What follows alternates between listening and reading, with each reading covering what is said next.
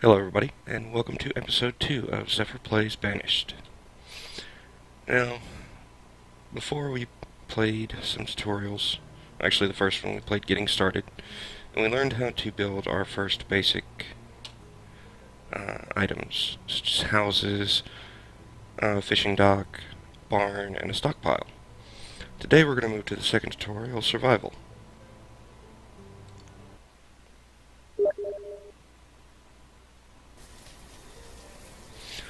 Alright.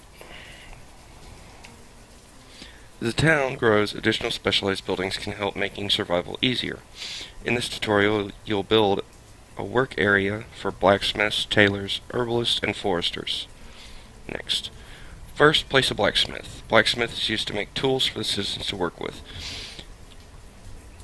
So we click on our resource production, or press F8, and then go to blacksmith. We want to rotate that around using our hotkeys.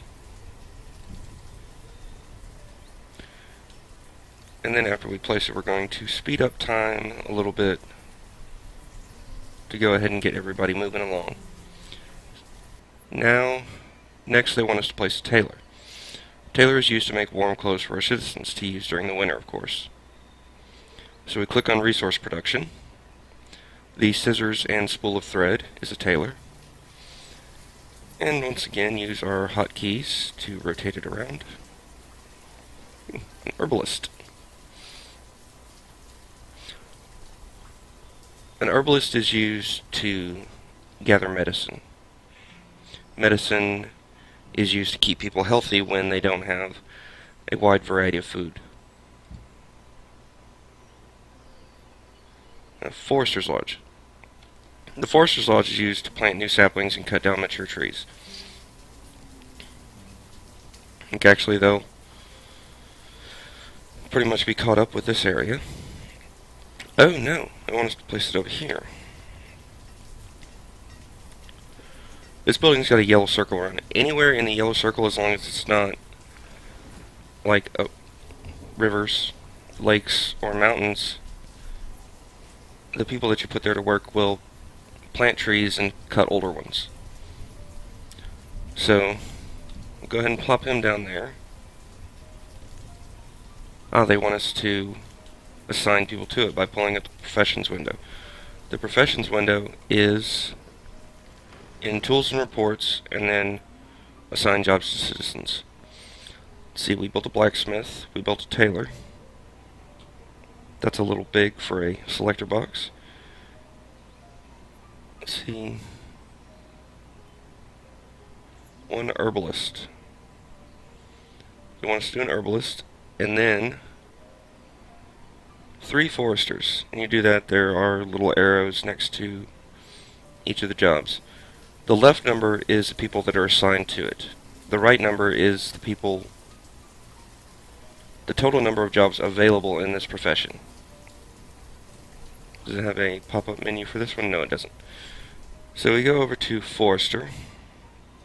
They want us to add 3. All workers need tools to efficiently do their jobs. Like, if they have this icon over their head, their productivity will severely lower. These tools will eventually wear out and need to be replaced by the blacksmith that we placed over here. Now, this little symbol right here is the limit. I don't know, they got a ton of tools. Blacksmith will use logs and iron to make new tools. Later, once you place some more of the advanced buildings, like the mine, you can get coal from a mine, and the blacksmith will use log, iron, and coal to make steel tools.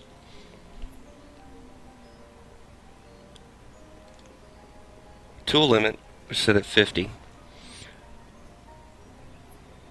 The blacksmith will work as long as the number of available tools right here is lower than the tool limit.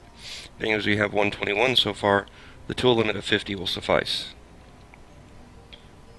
That's what that icon's for. The up arrow with the line, it means this building has reached the upper limit of production. This button will enable or disable work at this location. You can turn it off And immediately this guy popped up with a question mark over his head. Question mark means that he doesn't have a place to work at. But you turn him back on, and when he gets back down here and goes to his job, he'll be like, oh, I can start work again. And then that question mark will disappear. Oh no, he didn't even have to go that far. I guess he had to get in range of the building or something. And you can see our woodcutter right here is having a similar issue. Apparently the stored firewood is set to 300, and he's stopped work as well. You can change the product, like I was saying. Log, iron, and coal will be steel tools, and they'll last quite a bit longer than the original iron tools. Now we're going to check out the tailor.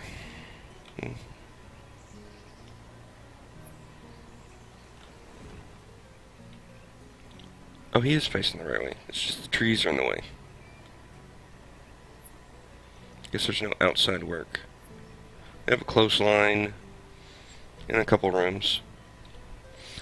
During the winter months, townfolk stay warm by occasionally returning to their heated homes. With a tailor, you can help the workers ward off the cold and stay outside longer by crafting better clothing. Just like with the blacksmith, you have multiple options for the product. You can make hide coats out of leather, wool coats out of course, wool, and then warm coats out of a combination of both leather and wool. The leather you can get from a hunting lodge, which will hunt down deer and give you venison for food, as well as leather for the tailor here. Later in the game, once you get like on medium and above, when you don't have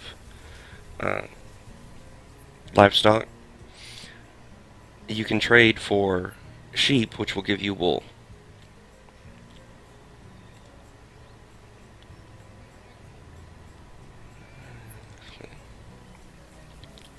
Now, if they don't have leather or wool, you'll see this icon. It just means that he can't work because he doesn't have materials. Off to the next building. This is our herbalist. They're in charge of keeping our citizens healthy. The yellow circle on the ground, yeah, this is the range at which they'll go out and collect herbs. I don't know how to tell how they will gather the herbs, because I know these little plants right here are for, like, berries and, let's see if we can find them. They have roots, mushrooms,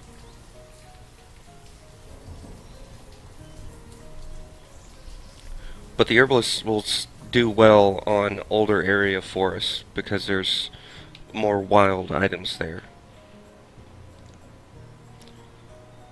Citizens need a variety of foods to stay healthy, such as meat, vegetables, fruits, and grains. If townsfolk, which is on this meter, are not healthy, they are more prone to diseases, which is a pain, and you'd have to build a hospital much earlier than you would like.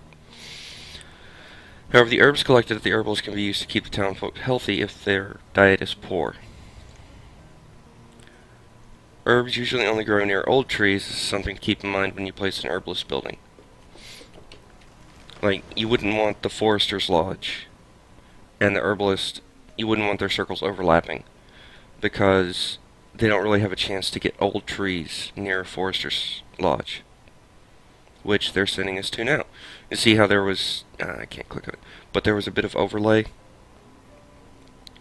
Like the herbalist won't be able to find the herbs in this part of the forest, because anywhere in this area they're going to be planting trees, cutting down the older ones. You see you got some iron and stone right here, and they'll go ahead and take that out so they can make room for more trees. Find new tree, cut down all trees in area in the building. And that's that yellow circle we were talking about. They have two options here for work. You can cut and plant, cut or plant. When you cut and plant, they'll clear the land, plant trees, and cut old ones. If you turn off the cut, they'll just clear the land and plant more trees until this is a nice big clump of trees everywhere. And if you take out the planting, they'll just clear cut the area. It says right here, foresters will also remove rock and ore that is in their work area, anywhere within this yellow circle. And by using these buildings, you can help make sure the citizens have tools, warm clothes for the winter, good health, and replenishable forests. Those two words right there, replenishable forests, will give you such a headache. Because eventually, like if this forester's hut within there, you clear out this land, probably down as far as you could go, and then you'll clear this over here, and then off through here, and then you're left having to build a wooden bridge to get across here. Now, depending on how you've looked at it, you might not end up with the wood to make the bridge, which will cause you a headache. You'll have to make a couple foresters, and they'll regrow the forest from scratch, which takes quite a bit of time.